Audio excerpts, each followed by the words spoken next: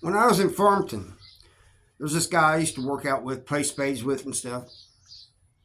He gets this new celly, and after a few days, I asked him. I said, "How's your celly?" He goes, "Oh, he's new, and he's all right. He's quiet, which I like." He said, "I don't do a lot of talking in the cell. That's the time I sit back and watch TV and stuff.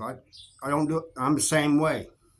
Once I go inside the cell, I don't talk a whole lot. Write letters, watch TV, whatever."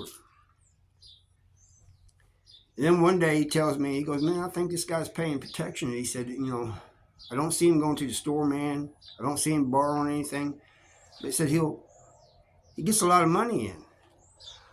And he said he'll come back and he'll put the stuff that he has for himself up, and then he'll take the bag and take it to somebody.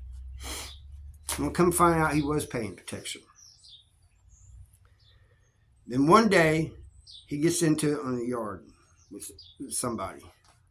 I don't know what the deal was, but he gets into it with it on the yard. I think it's somebody else trying to swoop in and get some of that money too. They end up going to the hole. Him and this other guy that got into it in the yard.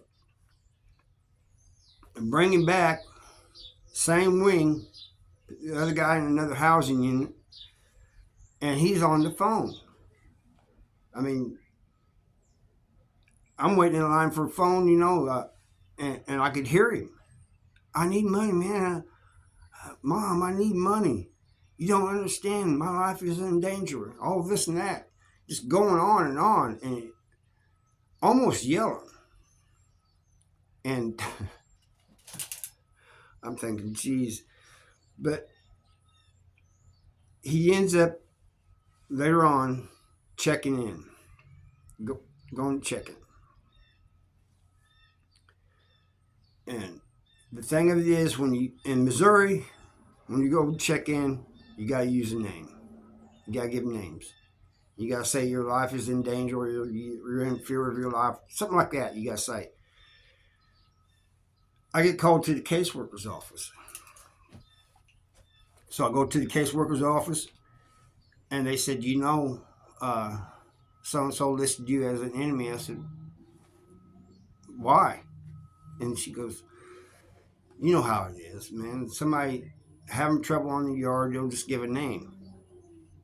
So I'm pretty sure. I know you don't cause any problems. You've been in trouble before, but you don't cause problems. You don't go hunting for it. And so she said, "I know that he just gave your name, gave some other names too.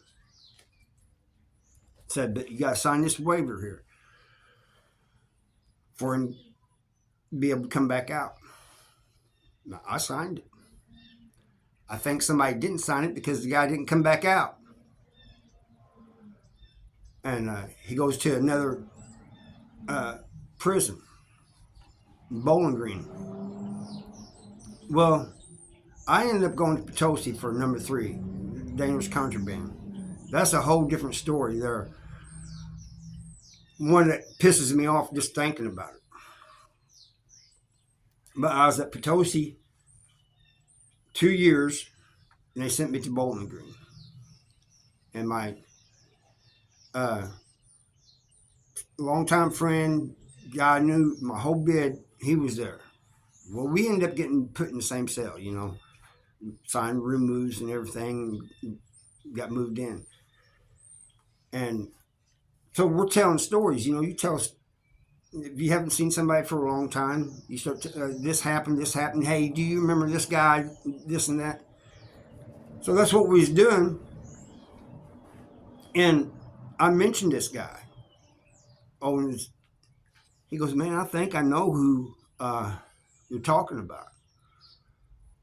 He goes, "I'm pretty sure it's the same person." And he said, that caught up with him. And I said, "What do you mean?" I said, he was just paying protection. And he goes, "Yeah, but they wanted their money." He said, "You know how that works. Guy there tells his partners here in this prison,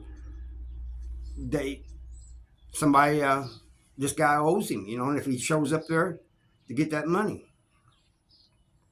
He says, just like, you know, I got sent to Bowling Green before you did. He said, just like if you had an issue with somebody and they got sent to Bowling Green, you would let me know. I said, yeah. He said, this is what happened. And he said, they pressed him. He said a whole bunch of them pressed him for money. And he said he paid it for a while, and then he'd go to the hole, try to go check in. He said, you know, there ain't no PC here. And he said, they'd let him back out. He said he finally got beat down on the yard. I said, really? He goes, yeah. But I was telling him, this is a little bit different story, but I want to put this in here too, because this has to do with debt. Kind of. I told him a story about when I was at Potosi, and this male nurse was hitting on me. The male nurse told me, he said, I'll give you anything you want. And Kevin said, man, you should have jumped on that.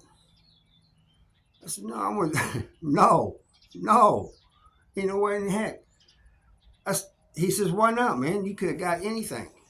I said, but one thing, I really wasn't into that, you know, getting pills. And one thing, if you owe somebody, I said, you know, nothing in prison's for free. Pretty soon I'd have to pay the piper. He'd be wanting his, you know. And he was laughing. He goes, come on, man.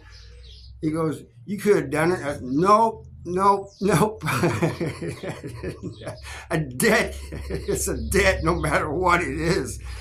Anyway, that's all I got for you guys. Somebody wants me to do a video on different prisons in Missouri, you know, how you pick the best prisons. You really can't, but I'm going to do that video probably next. And I thank you guys for watching, and I'll see you next time.